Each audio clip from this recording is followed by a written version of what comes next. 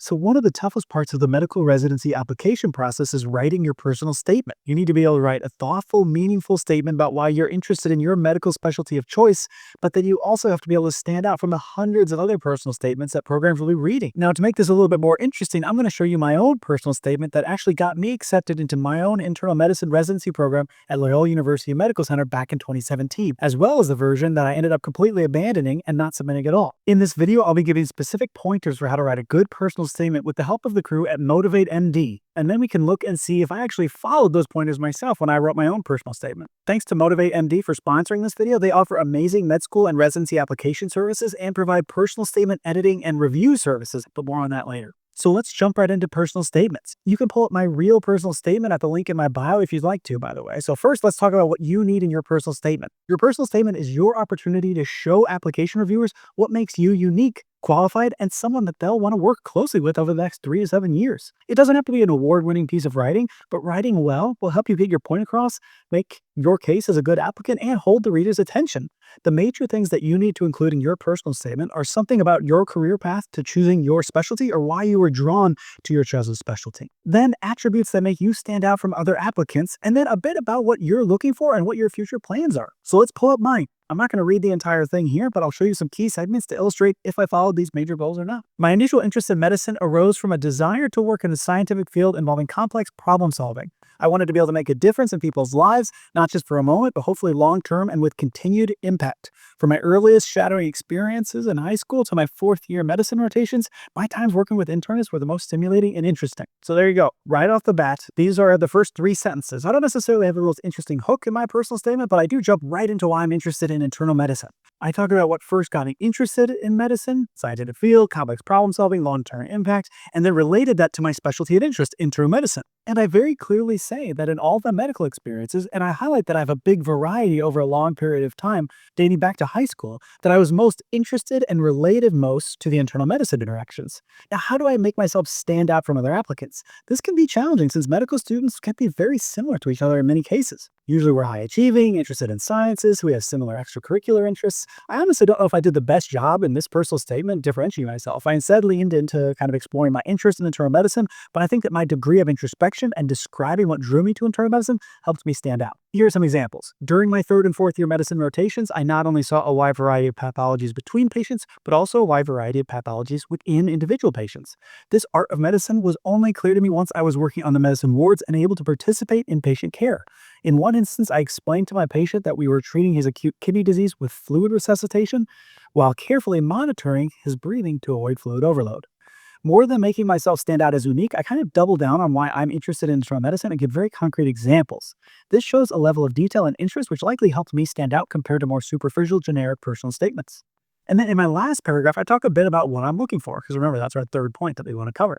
Moving forward, I want to be able to train at an institution with resources and patient populations to enable me to develop not only my knowledge of the science of medicine and the associated medical decision-making, but also the art of medicine. I wanted a wide and deep breadth of knowledge, and therefore I was applying to large academic institutions, so I wanted it to be clear to them that was the case when they were reading my statement. Now, what about the statement that I completely wrote out but did not submit? You can open that one in the description too, but I'll show you the first sentence here and you'll see how different 2 personal statements can be.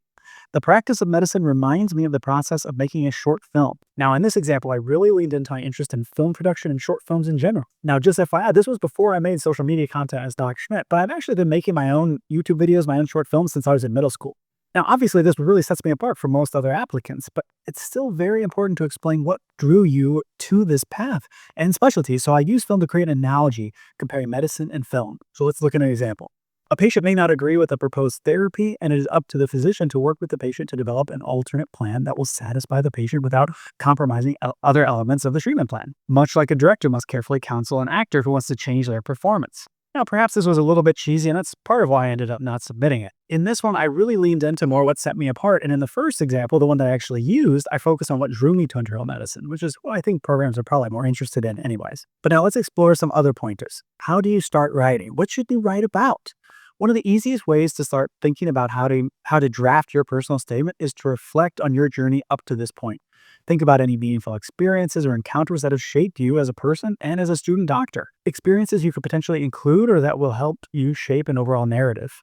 Now, that's what I did in talking about how my shadowing experiences and rotations drew me to internal medicine. You can also think about specific qualities or attributes about yourself that you would want programs to know about, and then think about either scenarios or details about those qualities that you would want to share with programs so that they themselves would be able to get to know you better. I talked about being interested in the detected aspect of internal medicine and how different systems can work against each other to make management of a patient harder. And this is something that I really enjoy working through. If you're really struggling with how to start your personal statement, consider taking a look at your personal statement from when you were applying to medical school. Obviously, it's going to be different, but it can be helpful to consider what drew you to medicine in the first place when thinking about your journey and how things have changed since then and how you decided on a specialty. I kind of did that in my initial sentence. This was very similar to my med school personal statement opener. Now, what else can you write about? Given that the personal statement is one of the only areas of the application where you have really full control over it, this can be a place where people want to address any sort of weaknesses in their application and provide an explanation to programs. While this is not the place to make excuses, programs know that life doesn't just stop because we're in medical school, so the personal statement can certainly be a place to provide any necessary context to things that are already on your application. Now, as you see, if you read through my entire personal statement, I didn't really do this. It's not to say I didn't have any weaknesses, but there weren't any that I felt needed to be addressed in this way in the personal statement. Remember, this is just advice for different ways to approach your statement. You don't have to do all of these things. These are just things to consider.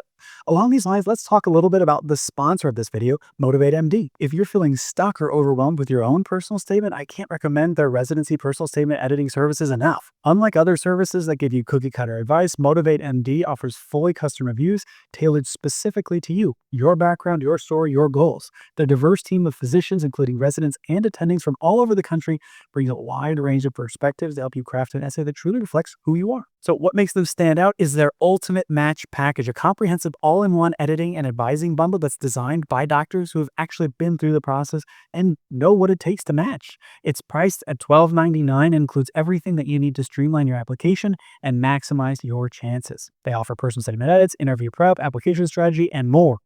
And if you've got questions, you can call or even text them directly. I'll put the number on the screen here, and it'll be in the description box below as well. Now, what should you not put in your personal statement? Do not spend the majority of your personal statement talking about why the field you're applying for is great and rehashing what physicians in your specialties do. Remember, your readers are going to be faculty in that specialty, so it's better to focus on what drew you to the field and specific experiences rather than general statements about why your future field is amazing.